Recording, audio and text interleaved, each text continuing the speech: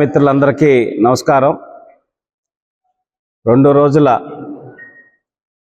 శ్రీ నారా చంద్రబాబు నాయుడు గారి పర్యటనకి సహకరించినటువంటి మీడియా మిత్రులందరికీ పేరు పేరున ధన్యవాదాలు తెలియజేస్తున్నాం. అలాగే 2 రోజుల పాటు చంద్రబాబు నాయుడు గారి పర్యటనని దిగ్విజయం చేయటం కోసం అహర్నిశలు నిద్రాహారాలు మాని పనిచేసిన ప్రతి ఒక్క తెలుగుదేశం పార్టీ కార్యకర్తలకి, నాయకులకి, అందరికీ, తెలుగు మహిళలకి అందరికీ పేరు పేరున ధన్యవాదాలు తెలియజేస్తున్నాం. మరీ ముఖ్యంగా తెలుగు యువత అంటే నియోజకవర్గంలో ఉన్న అన్ని యువత, అది టీఎన్ఎస్ఎఫ్ కావచ్చు, ఐటీడీపీ కావచ్చు, తెలుగు యువత బీసీసీఎల్ కానీ అందరూ చాలా అంటే చాలా కష్టపడ్డారు. వాళ్ళందరికీ కూడా ప్రత్యేకంగా ధన్యవాదాలు తెలియజేస్తున్నాం. అలాగే 2 రోజుల పాటు జరిగిన సమావేశాలు మీడియా మిత్రులందరూ కూడా చూశారు.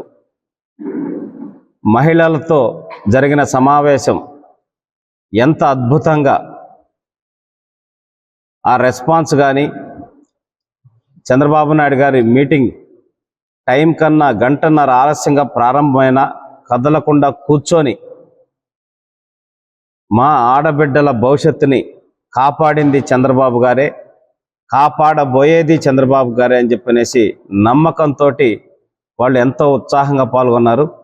చంద్రబాబు నాయుడు గారు కూడా చాలా అంటే చాలా సంతోషపడ్డారు మహిళల రెస్పాన్స్ చూసి. అంటే ఆయన చేసిన కష్టం ఈరోజు వాళ్ళకి అంత నమ్మకాన్ని ఇచ్చిందనేది ఆయన సంతోషపడటం జరిగింది.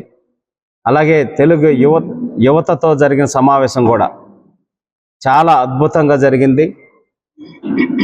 వాళ్ళందరూ చంద్రబాబు నాయుడు గారు చెప్పింది విని, మరీ ముఖ్యంగా ఈ కుప్పం నియోజకవర్గంలో రాష్ట్ర వ్యాప్తంగా కల్పించేటటువంటి ఉద్యోగ కల్పనతో పాటు యువగళంలో భాగంగా కల్పించేటటువంటి 20 లక్షల ఉద్యోగాల్లో కుప్పం నియోజకవర్గంలోనే వర్క్ ఫ్రమ్ హోమ్ కాన్సెప్ట్ని మండల స్థాయిలో తీసుకొచ్చి మొట్టమొదటిగా పైలట్ ప్రాజెక్ట్ ఇక్కడే స్టార్ట్ చేసి ఇక్కడ ఉండేటటువంటి యువతకి స్కిల్ డెవలప్మెంట్ చేసి వాళ్ళకందరికి కూడా ఉద్యోగ అవకాశాలు కల్పిస్తానని చెప్పటం అనేది వాళ్ళకి చాలా అంటే చాలా ఆనందదాయకంగా రెస్పాండ్ అయ్యారు.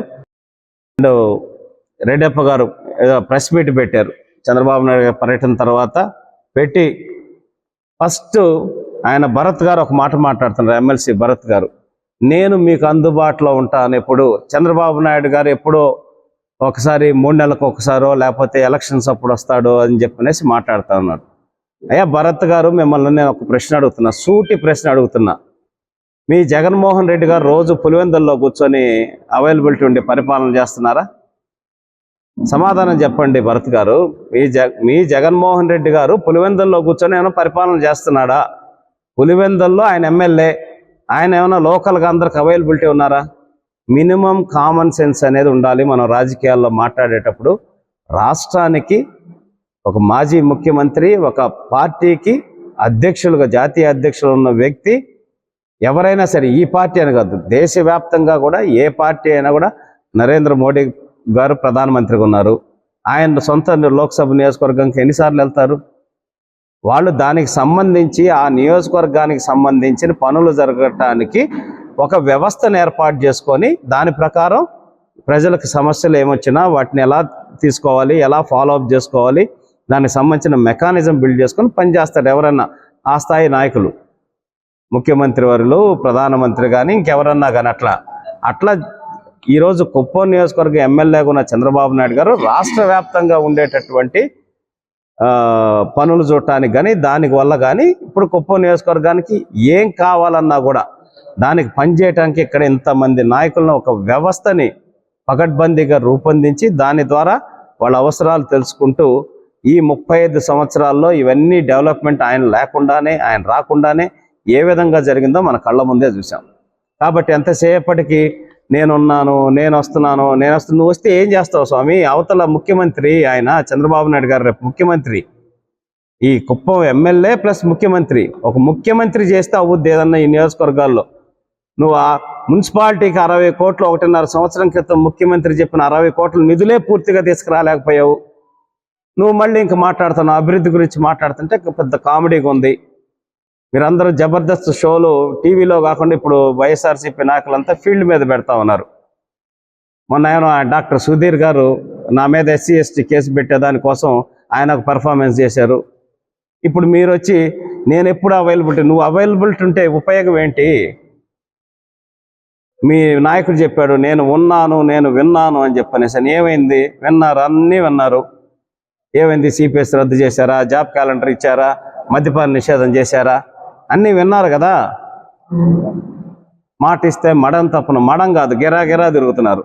మడం తిప్పటం కాదు, చుట్టూ గిరా తిరుగుతున్నారు. ఏదైనా మాట్లాడేటప్పుడు కొంచెం మినిమం ఇతోటి మాట్లాడితే బాగుంటుందని నేను భరత్ గారికి కూడా చెప్తున్నాను. మనం మాట్లాడేదానికి ఒక బేసిక్ లాజిక్ అనేది కూడా ఉండాలని తెలుసుకోవాలని కూడా చెప్తా ఉన్నా. నిజాలు మాట్లాడని చెప్పేసి భరత్ గారు రెడ్డప్ప, అయ్యా మీరు సత్యహరిశ్చంద్ర ఫ్యామిలీ మీది, అసలు మీరు నోరు తెస్తే నిజాలు తప్పిస్తే మీరు మీ నాయకుడు కానీ అసలు ఒక్క అబద్ధం కూడా మీరు చెప్పకుండానే బ్రహ్మాండంగా మాట్లాడుతూ ఉన్నారు. చంద్రబాబు నాయుడు గారు చేసిందే చెప్తున్నారు, చేయలేనివి ఏది చెప్పట్లేదు. మనం ఇది ఖచ్చితంగా ప్రజలకి చేయగలం అనేది చెప్తున్నారు. అలాగే పూర్వంలో ఏం చేశారో చెప్తున్నారు. వాటికి అన్నిటికి కూడా ఆధారాలు ఉన్నాయి. మీది గవర్నమెంట్ ఉంది కాబట్టి దానికి సంబంధించిన సమాచారం మొత్తం తెప్పించుకొని చదువుకోవచ్చు అని చెప్తా ఉన్నాం. అలాగే ఈ గత 5 ఏళ్లలో అన్ని అద్భుతమైన అభివృద్ధి చేశామని చెప్తా ఉన్నారు. నేను మళ్ళీ కూడా మీకు సవాల్ విసురుతున్నా. కుప్పం మున్సిపాలిటీ ఏం చేశారన్నారు కదా, మీ కారులో రమ్మన్నా వస్తా, నా కారులో మీరు వస్తానన్నా రండి, వెళ్దాం. కుప్పంలో ఎన్ని డ్రైనేజీలు మీరు వేశారు? చెత్త కనీసం ఒక చెత్త తీసుకెళ్ళటానికి కుండీలు ఏమైనా పెట్టారా? చెత్త వేయటానికి చెత్త ఏమన్నా ఎవ్రీడే చెత్త ఏమన్నా తీసుకెళ్తున్నారా? చెత్త మీద పన్నులు వేస్తున్నారు కానీ చెత్త తీసుకెళ్లే పరిస్థితి కూడా లేదు ఇక్కడ. కనీసం ఒక బ్లీచింగ్ చల్లుతున్నారా మున్సిపాలిటీలో? దోమల మందు కొడుతున్నారా? ఫాగింగ్ చేస్తున్నారా? ఏం చేస్తున్నారు మీరు? అభివృద్ధి అని చెప్పనేసి మాట్లాడుతూ ఉన్నారు. ఏం చేశారు? మీరు నడిచే రోడ్లు చంద్రబాబు నాయుడు గారు వేసినవి. ఈరోజు ప్రతి గ్రామాన్ని మీరు నడిచే రోడ్లు, ఇక్కడ ఇచ్చిన drinking water, Sujala water plants పెట్టి 2 రూపాయలకు వాటర్ ఇస్తే మీరు అవన్నీ స్టిక్కర్లు వేసుకొని ఈరోజు ఒక్క వాటర్ ప్లాంట్ అని మెయింటైన్ చేస్తున్నారా? బేసిక్ నీడ్ ఇది. మీరు అద్భుతాలు చేయాల్సిన అవసరం లే. జనాలకి 2 రూపాయలకి మంచి సురక్షితమైన తాగునీరు 20 లీటర్స్ 2 రూపాయలకి 20 లీటర్లు ఇస్తుంటే దాన్ని కూడా మెయింటైన్ చేయలేదు. మొత్తం సిస్టమ్ని ఎస్టాబ్లిష్ చేసి గవర్నమెంట్కి అప్పచెప్తే దాన్ని కూడా మెయింటైన్ చేయలేని మీ బతుకులకి మీరు చంద్రబాబు నాయుడు గారి అభివృద్ధి, చంద్రబాబు నాయుడు గారి గురించి మాట్లాడుతూ ఉన్నారు. మేము అభివృద్ధి చేసామని చెప్పిన ముందు నీళ్ళేంటి స్వామి? ఎండాకాలం వచ్చింది, గ్రామాల్లో తిరుగుతున్నాం. మేము తిరుగుతుంటే మాకు నీళ్ళు రావట్లేదు మహాప్రభు అని చెప్పనేసి మాకు వరుస కంప్లైంట్లు వస్తూ ఉన్నాయి. ఇక మున్సిపాలిటీలో మాకు నీళ్ళు రావట్లేదు అని అడుగుతా ఉన్నారు. ముందు ఎండలకి జనాలు నీళ్లు లేక అల్లాడిపోతున్నారు. నీళ్ళు ఏంటి ఫస్ట్, మీరు తర్వాత డెవలప్మెంట్లు దీన్ని ఇంకో రకంగా మారుద్దురు. కుప్పంలో సార్ ఎయిర్పోర్ట్, చంద్రబాబు నాయుడు గారు ఎయిర్పోర్ట్ ఇచ్చేశారు, ల్యాండ్ అక్విజిషన్ చేసి 100 కోట్ల బడ్జెట్ ఇచ్చేశారు. అది పూర్తి చేసి ఉండొచ్చు కదా మీరు అంతలా అభివృద్ధి చేసేదంటే. కమ్యూనిటీ భవనాలు ఇచ్చారు, అవి పూర్తి చేసిన కురుబ కమ్యూనిటీ మొండి గోడలతో ఉంది. 10 లక్షల రూపాయలు ఖర్చు పెడితే అది కంప్లీట్ అవుద్ది. ఎందుకు చేయలేదు మీరు? వన్యకుల క్షత్రియ బిల్డింగ్ మొత్తం కంప్లీట్ చేసి 10% మిగిలింటే దానికి హడావుడిగా రంగులు వేసేసి రిబ్బన్ కటింగ్లు పెట్టి మొత్తం మేమే చేసామని చెప్పనేసి మాట్లాడతారు. ఎంతసేపటికి ఎవరికో పుట్టిన బిడ్డని నా కొడుకు అని ముద్దాడినట్టు చంద్రబాబు నాయుడు గారు చేసిన అభివృద్ధి మొత్తం రంగులు శిలాఫలకాలు వేసుకొని మేం చేసామని చెప్పడం తప్పిస్తే మీకు కాంక్రీట్గా చేసిన డెవలప్మెంట్ ఒక్కడు ఉంటే ఏదైనా చెప్పని ప్రశ్నిస్తా ఉన్నాం. తెలుగుదేశం పార్టీ నారా చంద్రబాబు నాయుడు గారు 1,00,000 ఓట్ల మెజార్టీతో గెలవబోతున్నారనే దానికి ఈ 2 రోజులు జరిగినటువంటి పర్యటన నుంచి ప్రజల నుంచి వచ్చిన స్పందన ఏదైతే ఉందో దాని ద్వారానే అర్థమవుతూ ఉంది. 100% ఆయన 1,00,000 ఓట్ల మెజార్టీతో గెలవబోతున్నారు. అంద్రినీవా కాలువని ఎక్కడైతే జగన్మోహన్ రెడ్డి గారు సినిమా సెట్టింగ్లేసి ప్రారంభించారో అక్కడికే నిన్న వెళ్ళి సారు కాలువలోకి దిగి మరి చంద్రబాబు నాయుడు గారు చాలా స్టీప్గా ఉంది సార్, కష్టం అంటే లేదు ఖచ్చితంగా నేను దిగాలి చూడాలి అని చెప్పనేసి దిగి చూసి ఎక్కడ నీళ్లు ఉన్నాయి జగన్మోహన్ రెడ్డి అని చెప్పనేసి ప్రశ్నించింది కూడా మనం చూసాం. అంటే కుప్పం నియోజకవర్గ ప్రజల్ని నిస్సిగ్గుగా మోసం చేసి నేను నీళ్ళు ఇచ్చానని చెప్పనేసి మాట్లాడింది అంతా కూడా అబద్ధం అనేది ఆల్రెడీ మీడియాలో మనం చూసాం. నిన్న చంద్రబాబు నాయుడు గారు ప్రత్యక్షంగా అక్కడికి వెళ్ళి ఈ రాష్ట్ర ప్రజలందరికీ అలాగే కుప్పం నియోజకవర్గ ప్రజలందరికీ కూడా చూపించడం జరిగింది. సో ఇప్పుడు ఎంపీ అభ్యర్థిని బాపట్ల నుంచి తీసుకొచ్చారన్నారు. అయ్యా, మీరు ఎమ్మెల్యే అభ్యర్థులను జిల్లాలు మారుస్తుంటారే. తెలంగాణ నుంచి తీసుకొచ్చి పెట్టారు, రకరకాల చోట్ల నుంచి తీసుకొచ్చి పెట్టారు. మీరు మళ్ళీ మాట్లాడుతూ ఉన్నారు. అంతకన్నా హాస్యాస్పదం ఇంకోటి లేదు. చదువుకున్న వాళ్ళు, ఉన్నత విద్యావంతుల్ని తెలుగుదేశం పార్టీ పార్లమెంటుకు పంపాలనే ఉద్దేశంతో రకరకాల ఈక్వేషన్స్ తోటి మాకు పార్టీకి సంబంధించిన నిర్ణయాలు తీసుకున్నారు. దాని మీద కూడా మాట్లాడుతున్నారు. వైసీపీ వాళ్ళని చూసి భయపడి డబ్బులున్న వాళ్ళకే టికెట్లు ఇస్తున్నారంట. అయ్యా, మీరు కూడా మాట్లాడితే ఈ విషయంలో ఇంతకన్నా హాస్యాస్పదం లేదు.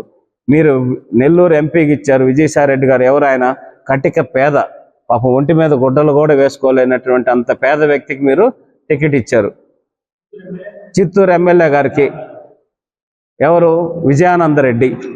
ఎన్ని ఇదేంటి అది ఎర్రచందనం స్మగ్లర్ అని కేసులు ఉన్నాయి, పీడీ యాక్ట్ ఎన్ని ఉన్న వ్యక్తికి తీసుకొచ్చి మీరు ఇచ్చేశారు. ఇట్లా చెప్పుకుంటూ పోతే చెవిరెడ్డి భాస్కర్ రెడ్డి గారు, ఆయన ఏకంగా ఏ విధంగా మొత్తం దోచారో, ల్యాండ్లు ఏ విధంగా కబ్జాలు చేశారో, టీటీడీని ఏ విధంగా అన్యాక్రాంతంగా వాడుకొని ఏ విధంగా ఎట్లాంటి పనులు చేశారో మొత్తం తెలుసు మీకు. ఆయన అభ్యర్థి. అలాగే భూమన కరుణాకర్ రెడ్డి గారు తిరుపతి, వాళ్ళ అబ్బాయి ఇప్పుడు ఎమ్మెల్యే, వాళ్ళు టీటీడీని వాడుకొని ఏ విధంగా చేశారు, స్థానికంగా ఎటువంటి దౌర్జన్యాలు చేశారు మొత్తం తెలుసు. మీరు మళ్ళీ వాటి గురించి మాట్లాడుతుంటే చాలా అంటే చాలా హాస్యాస్పదంగా ఉంది. అలాగే కుప్పంలో 35 ఏళ్లుగా చంద్రబాబు గారు ఏం చేశారు, ఏం చేయలేదని చెప్తున్నారు. నేను మళ్ళీ చెప్తున్నా, రండి, మీ కారులో రమ్మన్నా వస్తా, నా కారులో ఎక్కి వెళ్దాం, నియోజకవర్గం మొత్తం తిరుగుదాం, శిలాఫలకాలు లెక్క పెడదాం. మీ పార్టీ చేసిన అభివృద్ధి చేసిన శిలాఫలకాలు మా చంద్రబాబు నాయుడు గారు చేసిన లెక్క పెడదాం. లెక్క పెడితే అన్ని క్లారిటీలు వస్తాయి. కాబట్టి ఇటువంటి చంద్రబాబు నాయుడు గారి సమావేశాలకి కర్ణాటక నుంచి, కృష్ణగిరి నుంచి, చిత్తూరు నుంచి జనాలు వచ్చారంట. అయ్యా, మాకంత అవసరం లేదు.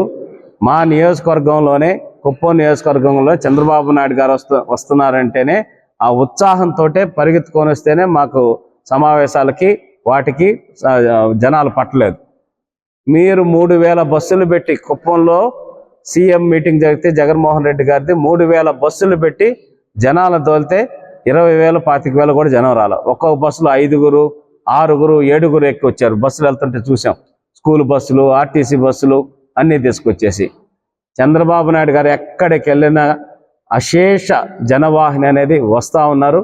మళ్ళీ మా భవిష్యత్తుని కాపాడేటటువంటి నాయకుడు ఆయన అని చెప్పనేసి ఇది చేస్తూ ఉన్నారు. ఇండస్ట్రీస్ తీసుకొచ్చి, అంటే 3 రకాల సెక్టార్ ఇండస్ట్రీస్ని తీసుకురావాలనేది చంద్రబాబు నాయుడు గారు ఆలోచన చేశారు. దాంట్లో మనకి automobile, electronics and IT infrastructure, ఈ 3టిని కూడా కుప్పం నియోజకవర్గంలో తీసుకొస్తానని చెప్పడం జరిగింది. దానికి కూడా యువత నుంచి అద్భుతమైన రెస్పాన్స్ వచ్చింది. అట్లాగే 20 పాయింట్లతోటి బహిరంగ సభలో 20 పాయింట్లు, కుప్పం మేనిఫెస్టోని 20 పాయింట్లతోటి రాష్ట్ర వ్యాప్తంగా అమలు చేసే మేనిఫెస్టోతో సంబంధం లేకుండా వాటికి అదనంగా, మరీ ముఖ్యంగా ఇక్కడ కుప్పంలో స్థానికంగా ఏమైతే అవసరం ఉందో వాటినన్నిటిని వివరిస్తూ 20 పాయింట్లతోటి చంద్రబాబు నాయుడు గారు కుప్పంకి మేనిఫెస్టోని ప్రకటించడం జరిగింది. దానికి సంబంధించి మేము త్వరలో ఇంకా ఇక్కడ కుప్పంలో స్థానికంగా ఉన్నటువంటి మేధావులు, విద్యావంతులు, డాక్టర్సు, లాయర్సు ఇట్లాంటి వాళ్ళందరితో కలిసి ఒక సమావేశం ఏర్పాటు చేసి ఇంకా అడిషనల్గా ఏమన్నా వాళ్ళ సైడ్ నుంచి కూడా సలహాలు, సూచనలు తీసుకొని అవి కూడా మేనిఫెస్టోలో పొందుపరిచేదానికి చంద్రబాబు నాయుడు గారు పొందుపరచమన్నారు. అది కూడా త్వరలో నెరవేరుస్తామని చెప్పేసి కూడా తెలియజేస్తా ఉన్నాం. చంద్రబాబు నాయుడు గారు కుప్పంలో తన ఉనికిని కాపాడుకోవడానికి ఆరాటపడుతున్నంట. అరే ఇంతకన్నా కామెడీ ఇంకోటి ఉందా? ఆ? ఇక్కడ ప్రతి ప్రజలు వైఎస్ఆర్సీపీకి ఓటేసిన ప్రజల గుండెల్లో కూడా చంద్రబాబు నాయుడు గారు ఉన్నారు, దాంట్లో డౌట్ లేదు. 100% మా జీవితాలను బాగు చేసింది ఆయనే అని చెప్పనేసి కొన్ని కారణాలు లేకపోతే కొన్ని తెలిసి తెలియక తనంతో ఎవరన్నా ఇదయ్యారేమో కానీ ఓటర్లు మేము తప్పు చేశామని చెప్పనేసి అని కూడా ఈరోజు ఫీల్డ్లో మేము వెళ్తుంటే మాకు చెప్తున్నారు. డోర్ టు డోర్ క్యాంపెయిన్ చేస్తూ ఉంటే, సార్ పొరపాటున వేసాం సార్, తప్పు అయిపోయింది, ఆయన ఒక్క ఛాన్స్ అన్నాడు కదా అని చెప్పనేసి వేసామని రకరకాలుగా చెప్తా ఉన్నారు. మళ్ళీ తెలుగుదేశం పార్టీకి ఓటైపోతే మీ భర్తలకు అన్నం పెట్టద్దని సరదాగా అన్నాడు. మీరు అవి కూడా పట్టుకొని మొన్న భువనేశ్వరి గారు నేను సరదాగా అంటున్నానని చెప్పి కుప్పంలో ఈసారి నేను పోటీ చేద్దాం అనుకుంటున్నాను, ఆమె చాలా సరదా వ్యాఖ్యలు చేస్తున్నానని చెప్పి మరీ చెప్తే దాన్ని అంతవరకు కట్ చేసి ఉదయం నుంచి సాయంత్రం దాకా కుప్పంలో చంద్రబాబు కూటమి భయం పట్టుకుంది, అందుకని వాళ్ళ భార్యని నుంచోబెడుతున్నాడు అని చెప్పనేసి చేశారు. అది అక్కడున్న మీడియా వాళ్ళకి తెలుసు, ప్రజలకు తెలుసు, అందరికీ తెలుసు. ఇట్లాంటి చిల్లర ఆలోచనలు, అవాస్తవాలు, అబద్ధాలు వండి వార్చి మీరు కొన్ని రోజులు జనాలను మభ్యపెట్టచ్చు. వాస్తవాలన్నీ తెలుసుకుంటున్నారు ప్రజలు, వాళ్ళందరూ కూడా మీకు బుద్ధి చెప్పడానికి సిద్ధంగా ఉండరు. మీ భయం పట్టుకుంది అంటున్నారు. సవాలు విసురుతున్నా, మళ్ళీ కూడా సవాలు విసురుతున్నా, స్వీకరించే దమ్ము మీకు వైఎస్ఆర్సీపీ నాయకులకుంటే స్వీకరించండి. చంద్రబాబు నాయుడు గారు కుప్పంలో ఓడిపోతే నేను రాజకీయాల నుంచి శాశ్వతంగా తప్పుకుంటా. మీరు చంద్రబాబు నాయుడు గారు గెలిస్తే మీరందరూ ఈరోజు ప్రెస్ మీట్ పెట్టిన నాయకులు కానీ మిగతా నాయకులందరూ రాజకీయాల నుంచి శాశ్వతంగా తప్పుకుంటామని సవాలు స్వీకరించే దమ్ము మీకుందా అని చెప్పనేసి కూడా మీడియా మిత్రుల సాక్షిగా నేను పిలుస్తా ఉన్నాను. సవాలు స్వీకరించే దమ్ముంటే మీడియా సమావేశం పెట్టి ఒక అగ్రిమెంట్ కూడా రాసుకుందాం హ్యాపీగా, ఇబ్బంది ఏం లేదు. కాబట్టి ఇప్పటికైనా ఇట్లాంటి అబద్ధాలు, అసత్యాలు మానుకొని, తప్పుడు మాటలు మానుకొని ప్రజలు మీకు బుద్ధి చెప్పడానికి సిద్ధంగా ఉన్నారు. కుప్పం నియోజకవర్గ ప్రజలు ఈ అరాచకం, టౌన్లో జరిగినటువంటి అరాచకాలు, రౌడీయిజం, గంజాయి, డ్రగ్స్, వైజాగ్లో రామకుప్పంలో గంజాయి దొరికితే ఎక్కడి నుంచి వచ్చిందంటే వైజాగ్ నుంచి వచ్చిందని చెప్తా ఉన్నారు. ఈరోజు వైజాగ్లో డ్రగ్స్ దొరికినాయి వైఎస్ఆర్సీపీకి పార్టీకి సంబంధించిన వ్యక్తుల కంపెనీ నుంచి. అంటే ఏం చేద్దాం అనుకుంటున్నారు ఈ రాష్ట్రాన్ని, ఈ యువతని ఏం చేద్దాం అనుకుంటున్నారు? గంజాయికి, డ్రగ్స్కి అలవాటు చేసి ఈ యువతరాన్ని, ఈ భారతదేశ భవిష్యత్తుని, ఈ రాష్ట్ర భవిష్యత్తుని ఏ విధంగా నాశనం చేద్దాం అనుకుంటారు? ఇంతకన్నా నీతి మాలినైన పార్టీ నాయకులు కోరలేరు. త్వరలోనే ఎలక్షన్లు జరగబోతున్నాయి. 48 రోజుల్లో మీకు జనాలు బుద్ధి చెప్పడానికి సిద్ధంగా ఉన్నారు. కుప్పంలో 1,00,000 ఓట్ల మెజార్టీ తోటి చంద్రబాబు నాయుడు గారిని గెలిపించడం ఖాయం. నేను నియోజకవర్గ ప్రజలకు కూడా విజ్ఞప్తి చేస్తున్నా, గెలిచి మీ ఓటు అనేది గెలిచి రాష్ట్రానికి ముఖ్యమంత్రి అయ్యి ఈ రాష్ట్ర భవిష్యత్తుని, కుప్పం భవిష్యత్తుని మార్చే వ్యక్తికి ఓటు వేయండి. ఓడిపోయే అభ్యర్థికి ఓటు వేసి మీ ఓటుని దయచేసి వృధా చేసుకోవద్దు. మీ ఓటుకి ఒక గౌరవం అనేది తెచ్చుకోనే విధంగా మీరు ఓటు వేయాలని చెప్పి కోరుకుంటూ మరొక్కసారి ఇంత అద్భుతంగా ఈ కార్యక్రమాన్ని 2 రోజు పర్యటన దిగ్విజయం చేసిన అందరికీ ధన్యవాదాలు తెలియజేసుకుంటూ సెలవు తీసుకుంటున్నాం. జై హింద్, జై తెలుగుదేశం.